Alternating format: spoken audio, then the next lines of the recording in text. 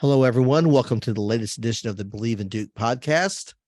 I am Steve Wiseman, the Duke beat writer from the Raleigh News and Observer, joined as always by our co-host, Shelden Williams, the Duke Athletics Hall of Famer, number jersey retired up in the rafters at Cameron. Big week at Cameron Indoor Stadium. Big win over Wake on Tuesday night. Big game on Saturday with UNC. Shelden, how are you feeling this week? How you doing?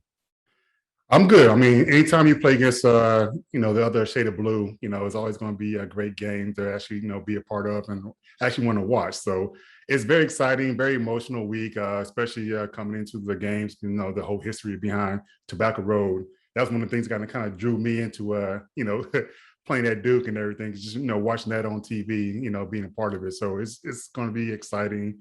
I know it's now even more exciting because we coming from a win going into the game. So now it's going to be even more exciting game for us to watch and everything. Duke's coming off a win. Carolina's coming off a loss. At 1 point at home to Pitt. That means Pitt swept Carolina this year. They beat them twice already. So Jeff Capel's got it going up there. Duke fans, like to hear about Jeff and what he's got going on for sure. So that's going to leave, the Tar Heels going to be in a raw mood when they come to Cameron, right? They're going to come off a loss. That's not what they want, but Duke played very well against Wake Forest on Tuesday night. We're going to get into that. We're going to break that game a little bit. Another great night of offense for the Blue Devils. That's 2 or 3 games in a row now. They've shot the ball better than what they had before. So we're definitely going to look at that and see maybe why they're doing that and how that bodes for the rest of the season. Because if they can shoot well like that, that's going to be a good sign for how far they can go in ACC and NCAA tournaments. But before we go any further, I want to remind everybody that the Believe in Duke podcast is sponsored, as always, by Bet Online. Bet Online remains your number one source for all your sports betting this season. Everything from NFL playoffs, now the Super Bowl. We're ready for the Super Bowl. To pro and college basketball, UFC, MMA, and more. You'll find the latest odds, team matchup info, player news, and game trends at Bet Online. With live betting options, free contests, and live scores for almost any sport or game imaginable. BetOnline is truly the fastest and easiest way to bet all your favorite leagues and events. Head to the website today or use your mobile device to join and receive your 50% welcome bonus on your first deposit. Make sure to use the promo code BELIEVE, that's BLEAV, to receive your rewards. BetOnline.ag, where the game starts. The Blue Devils, since we last spoke, last episode, they were coming off the lopsided, tremendous performance, best shooting of the season performance against Georgia Tech. Right. And we talked about how they need to carry that into the next game, keep it going. They certainly did that after shooting 55% at Georgia Tech, 52.3% against Wake Forest. Jeremy Roach had a big first half, made 7 out of his first 10 shots. 17 points in the first half, 21 for the game. Roach Proctor had 17 points. Just a great night for the backcourt. Really, really strong play there. And that's a big improvement that Duke needed to have, didn't they, Shelden? Yeah, I mean, you said it right there. Roach came in and set the tone early. Like you say, he had 7 out of 10 made shots, had 17 first half points. That was something that set the tone, and all of our guys saw how the game's going to start and how it's going to end with Jeremy Roach. And it seemed like this guy, he's kind of like like a little bit similar to Chris Paul, where he's able to get that mid-range jump shot in the transition, and also able to get the guy on his back in transition to kind of get people to kind of go off balance, and then all of a sudden he pulls up from the free throw line or 17 feet and he's hitting that shot time and time again. So it was a beautiful thing to watch. And then all of a sudden, Proctor said, hey, let me get in on this too. And all of a sudden, you started seeing Proctor hitting big shots, being aggressive, going to the hole, and finishing at the basket too. So it was a great game especially for our guards, watching them play together, even when Flip was kind of having a tough time during the first half mostly. But he came up big for us late in the game. But we needed that until, he was able to kind of get into the rhythm of the game. Yeah, I did want to talk about Kyle Filipowski because he really played, let's face it, he kind of struggled the first half. I think he ended up with 6 turnovers in the game, and most of them came in the first half. But he really came on late. He scored the last 7 points of the game for Duke, a big 3-pointer with about a minute and a half to go to put him up by 7. And then he got another dunk on a pass with 30 seconds to go from Grandison, fed him for a dunk, give him a 9-point lead to get so they can hold on for the win. But that's what I want to talk to you about, Shelden. What I really noticed about Flip was as a freshman, that's a game where you're not playing well, you're kind of out of the flow. If you remember early in that game, he got switched off on defense to a guard. I think it was Appleby, and he fell down. Appleby drove right past him for a blow by layup, and that can hurt your ego. That's embarrassing. You know what I'm saying? You don't want that to happen, and that could be in your head. But boy, he really showed some guts and some moxie to play very well down the stretch and make the baskets Duke needed to win. So really props to Flip for that performance. Yeah, I agree. I mean, well, first of all, Appleby, I didn't know much about this kid, and this kid, he can go. Like I was very surprised by some of the moves he was making, but this kid can go. But go back to Flip, this guy is our star on our team. He didn't have it going. Like you said, he got crossed over and fell to the ground. That can do a lot to a young mind, young ego, as you said. But the fact that he kept going and kept at it, a lot of young players don't do that. You can see it with his moves because he kept trying to go into the physical contact and trying to make something happen instead of letting the game come to him and taking what's given to him. So I understood what he was trying to do, and that's the young part of his game of just trying to hurry up and force things. He didn't have to do that.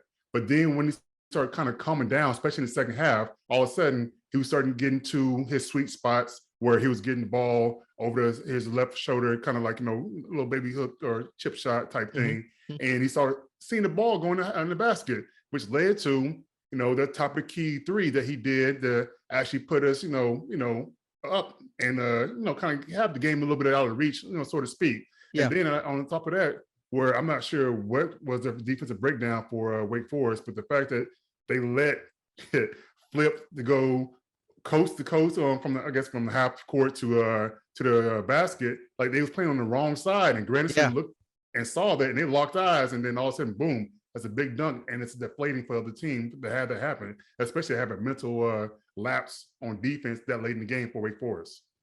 Yeah, and they really took advantage of that. And you mentioned Proctor and Roach. We talked earlier about them, and I wrote this week in the N&O about how if you think back to the first game of January, that was the NC State game, right? And I think Roach and Proctor combined for 9 points and 5 or 6 turnovers, and they were 2 of 13. I mean, just a horrible performance, right? Anyway, you slice it.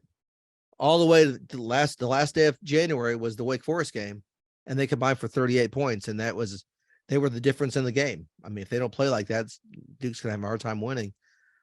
So a lot of growth. Roach went through the injury. He was out for a little bit. He's come back. He's playing through that now, playing with some confidence. He was shooting in that game like he did last March in the NCAA tournament. Right. And then Proctor seems to be finding his rhythm. And I want to ask you about one play in particular, if you remember this.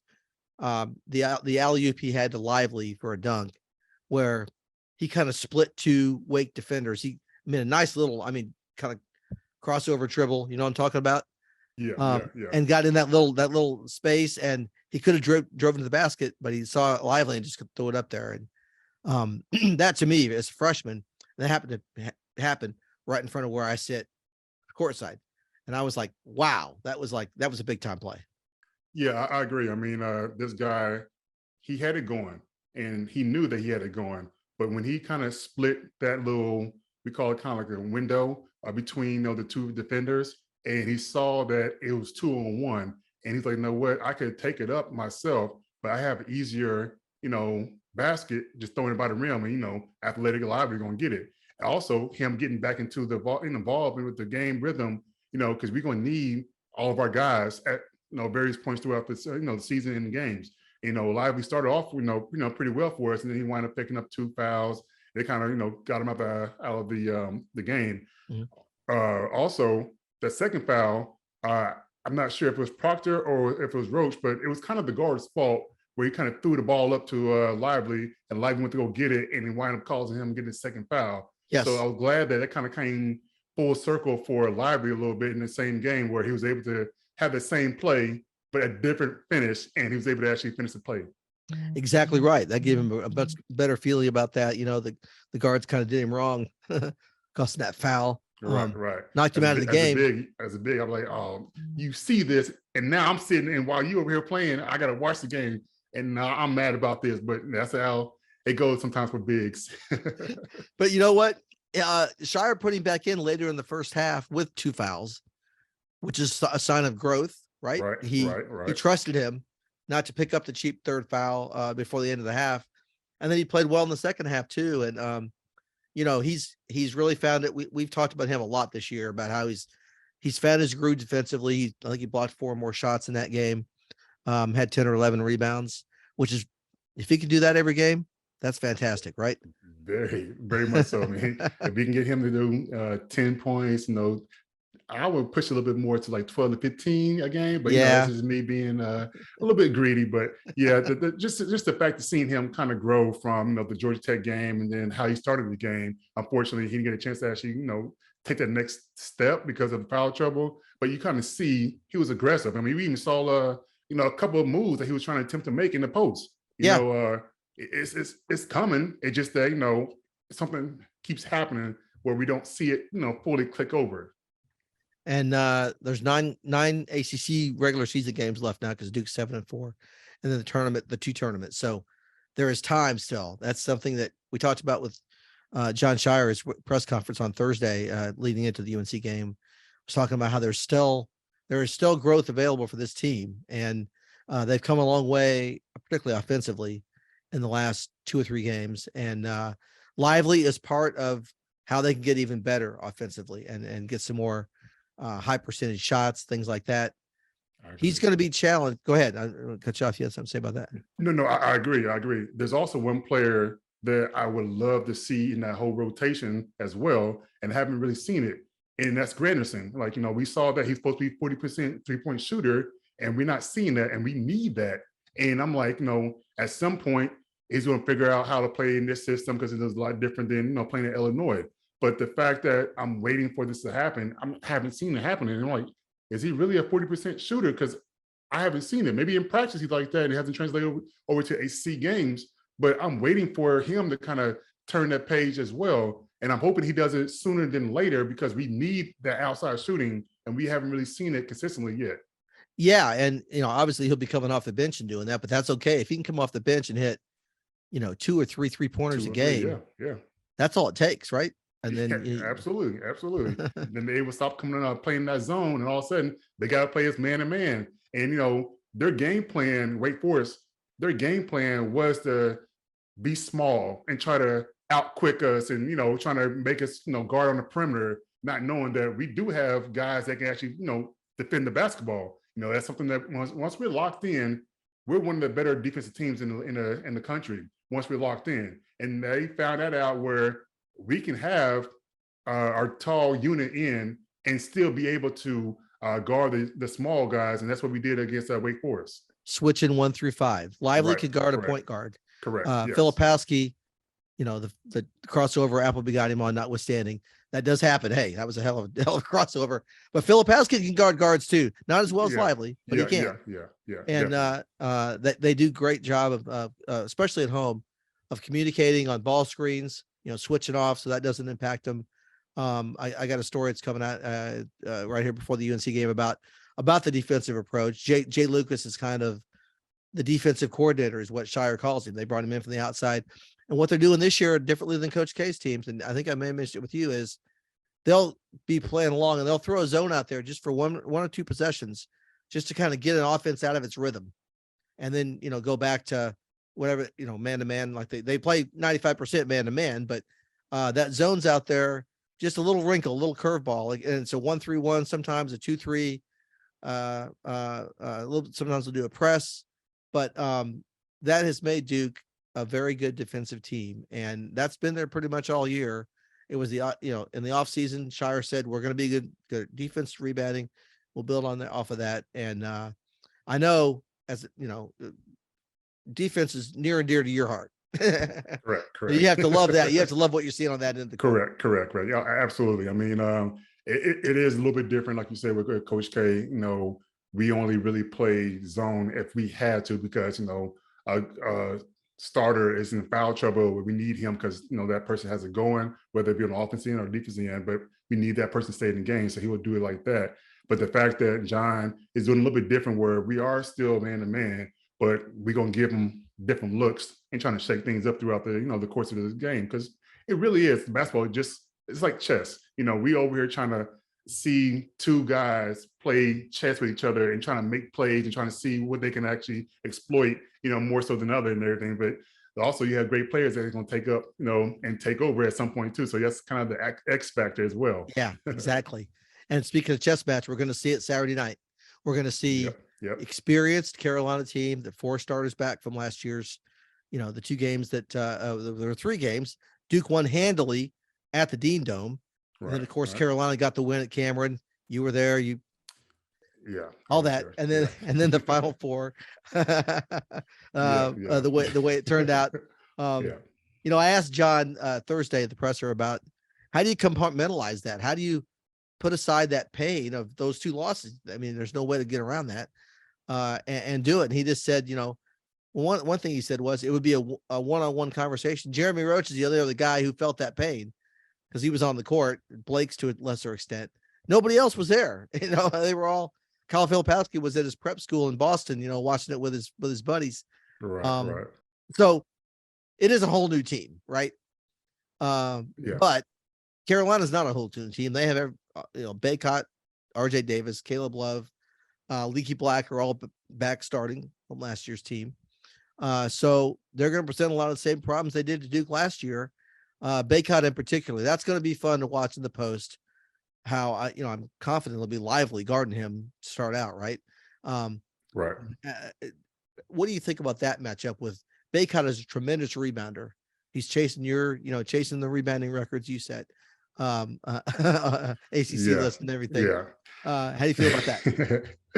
I don't feel too good about that. I want my name to stay up there forever, right behind the great Tim Duncan. But, if he's going to be able to pass it, he's had a great career, him coming back for the 4th year to actually try to accomplish things. I get what he was doing because, they lost in the championship game last year. Mm-hmm. But the fact that we've seen this story already where we kind of like, oh, we're going to downplay Carolina because we have success against them in the past. And all of a sudden that one game changes their trajectory of how the rest of the season is going to go. We saw that, we saw last year where all of a sudden they've been playing bad, and all of a sudden, boom, they got a win. And that win was against us against Coach K's last game, and then they just went straight skyrocket to the final game.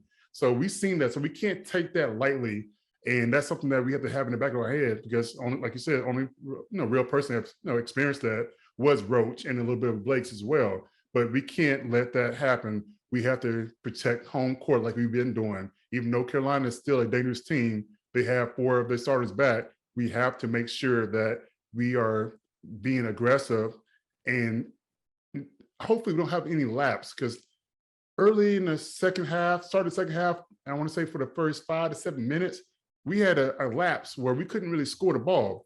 Mm-hmm. Fortunately, Wake had the same lapse, so it was no real pressure. But we can't have laps like that where we're not able to score the ball. If we do, they can't score either like they did against Wake. But we have to be able to be aggressive and have everybody contributing like they've been doing. I mean, I saw a stat where we have 74 assists over the last 4 games. Like, we're sharing that thing. Everybody's touching the ball. Everybody's feeling a part of it. Everybody's feeling like they're actually in game rhythm when they're actually on the court. So it's not like just going through, straight Cal and then kicking out to Roach, whatever. Everybody's touching the ball. And that's a good thing about watching us play, especially lately, how we are sharing the ball and being unselfish. It really is a connected offense now. I mean, and I think, again, thinking back to that NC State game just a month ago, that was a lot of individual play. There's a lot of dribbling and trying to find a gap, and that wasn't there. And waste, passes that didn't really gain you anything. Right. And now we're seeing, passes that mean something. One pass leads to another, leads to a layup. One pass leads to another, leads back out to an open 3 that somebody's hitting. So that's been a real improvement that I've seen, and you've seen, and I think everybody that watches Duke on a regular basis has seen over the last, couple of weeks here. And I know that Filipowski was telling me that the week between I think it was the Clemson loss and the Miami loss. They didn't have a midweek game that week, right? And they got to spend a week working on things. He said they changed a lot of their offense during that time, was to try to make some little adjustments here. And the approach, like you said, that gets everybody involved. And so that it's not four guys watching one guy dribble. And you never want that in offense, do you? No.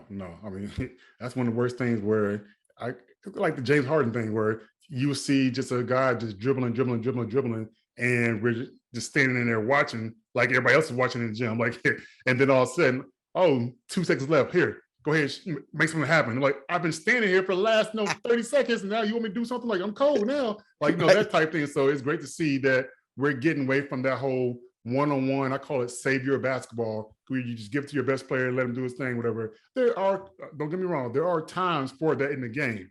Yeah. But the fact that we don't have a team that's able to do that consistently.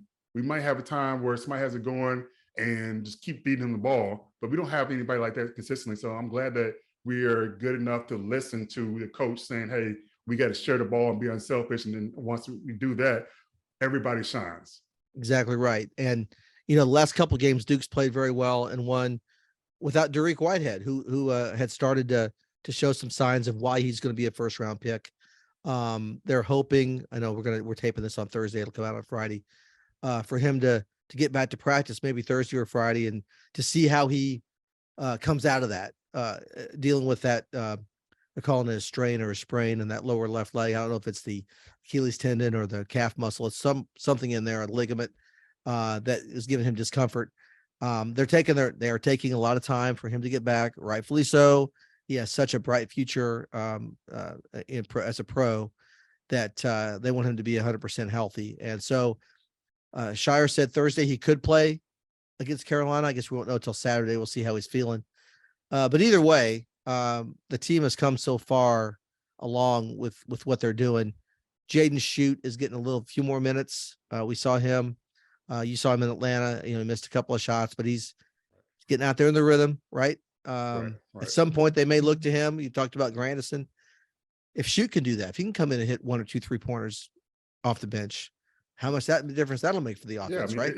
That spot is open. I mean, the spot off the bench where we're looking for, kind of dating myself, but the microwave, Vinny, come off the bench and score that basketball like that. We need to have somebody like that, and I thought that's going to be Grandison, but it's not him as of right now. So if Schutt can come in, and as of right now, nobody's going to be over here trying to double team you or anything like that. Over you're going to have these open shots and everything. So if you are, able to get that corner three and get it kicked out to you, and you make a couple, and all of a sudden you start seeing that basket widen up a lot more than what it is, and your confidence just goes throughout the roof, and as well as the whole team.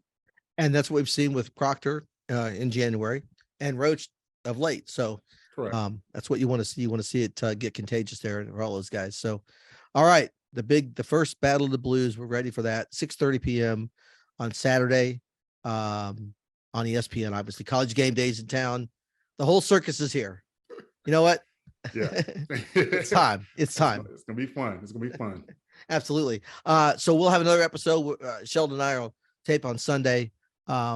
Reaction to the big game, and then we'll have to be a quick turnaround because Monday night Duke plays at Miami. That's a tough turnaround there, man. Going on the road after that game, and we're going to break that down on Sunday. I won't get into that too much right now, but that's the schedule makers didn't do Duke any favors there. Everybody thinks Duke gets all the edges. They didn't get that one. No, definitely did not. So anyway, thanks everybody for listening to this episode. The Believe in Duke podcast, sponsored by Bet Online. We appreciate their support. Appreciate all our regular listeners. Thank you so much. Sheldon, enjoy the game Saturday night. It's going to be a lot of fun. Yeah, you too. And enjoy the rest of your Groundhog Day. That's right. Very good. See everybody next time.